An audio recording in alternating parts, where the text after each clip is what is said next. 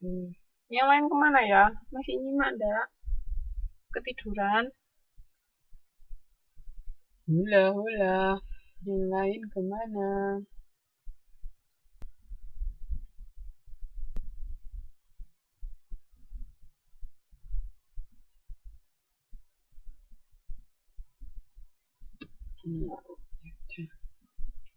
Jangan lupa ya, ada 5 tahap di front end planning. Sekarang kita masuk ke tahap implementation.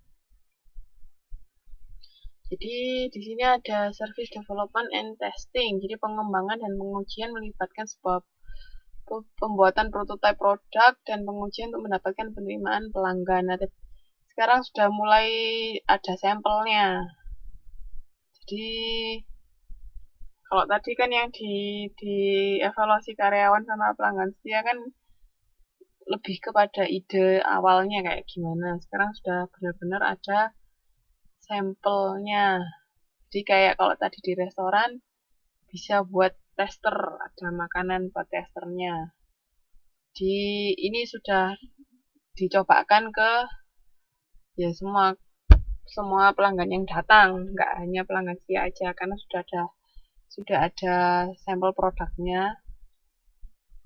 Jadi uji cobakan kira-kira banyak yang minat apa enggak, dilihat dari situ. Nah, terus habis itu ini market testing juga. Ini uji pasar dalam jumlah yang terbatas untuk mengetahui penerimaan pasar. Ini lebih ke pangsa pasar sekarang. Kalau tadi kan lebih ke pelanggan. Di, di, disiapkan disiapkan produknya. Kalau tadi kan service development sama testing, terus sekarang sudah benar-benar dikeluarkan ke pasaran. Nah, kalau sudah di testing, dilihat hasilnya, itu ada tahap commercialization, itu mulai diperkenalkan, jadi mulai dipasarkan, sudah benar-benar dalam bentuk produk baru, bukan sampel aja. Kalau tadi kan masih dalam bentuk sampel atau contoh. Kalau sekarang benar-benar sudah produk baru, itu diperkenalkan atau dipasarkan di pasar, itu commercialization. Yang terakhir itu post introduction evaluation, itu informasinya diperoleh selama komersialisasi jasa dapat dikaji dan perubahan dibuat pada proses delivery, staffing, atau variable marketing mix berdasarkan respon pasar. Nah, yang terakhir itu di situ maksudnya kan setelah dijual di pasaran kan pasti ada respon dari konsumen kan, misalnya kayak banyak yang minat atau ternyata nggak ada yang pengen beli kan tahu. Nah, dari situ kan bisa dievaluasi. Kalau misalnya nggak banyak yang minat, kira-kira kenapa kok sampai nggak banyak yang minat, apa yang kurang gitu. Di situ perlu dievaluasi lagi supaya bisa menghasilkan produk yang memang benar-benar diinginkan oleh konsumen. Oke, jadi di tahap implementation itu ada 4 tahapan. Apa aja?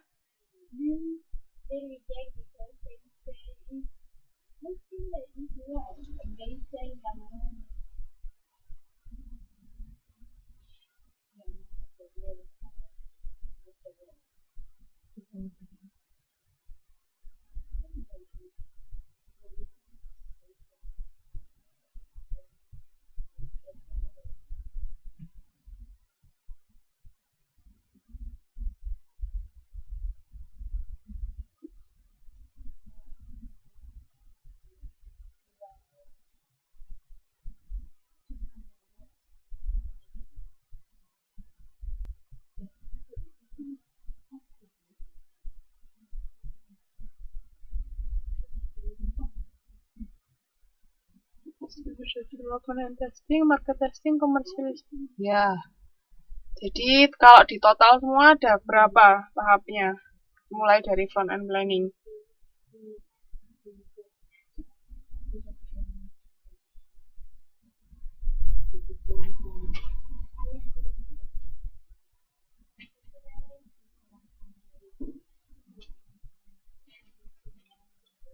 Iya, kalau di total ada, Waalaikumsalam. Iya, nggak apa-apa Mbak.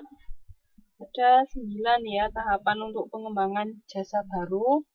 5 di front end planning, yang 4 di implementation. Oke, jangan lupa nih.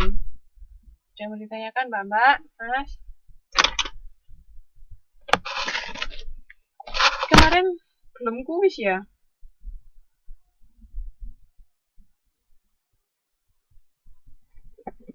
Sudah kuis apa belum lah ya? Kemarin langsung presentasi kan? Minggu depan aja ya kuis ya.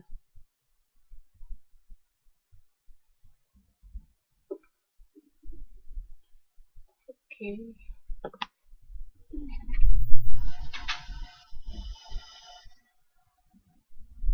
Yang mau ditanyakan nggak untuk pengembangan jasa baru?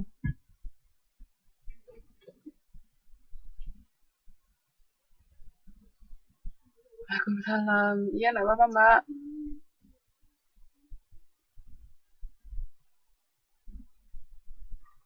Lanjut. Oke. Nggak ada yang mau ditanyakan? Sudah paham?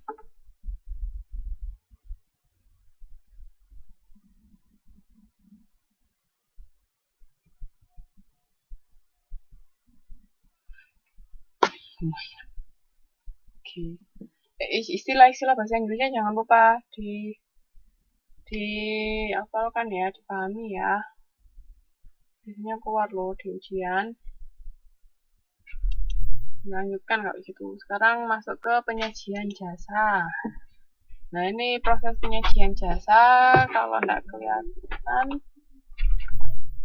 bisa dibuka halaman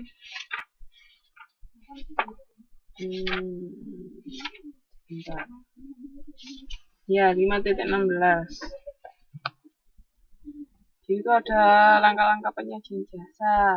Jadi kayak urutannya gimana, terus apa yang harus dilakukan dalam langkah-langkah itu, terus apa yang dilakukan di tahapan-tahapan tersebut kayak gitu. Itu penyajian jasa kayak misalnya di rumah sakit konsumen pertama datang harus daftar dulu. Nah, ketika daftar itu siapa yang harus menghandle, terus apa yang dilakukan konsumen di situ, apa yang harus mereka lakukan. Terus habis itu kalau sudah dari pendaftaran pindah ke mana, misalnya tunggu dulu di ruang tunggu sampai dipanggil. Terus habis itu prosesnya misalnya diperiksa dulu ke dokter yang diperiksa perawat kira-kira keluhannya apa. Terus habis itu mungkin baru dibawa ke dokter yang memang bisa menangani apa yang dikeluhkan, atau langsung dipanggil ke dokternya atau gimana.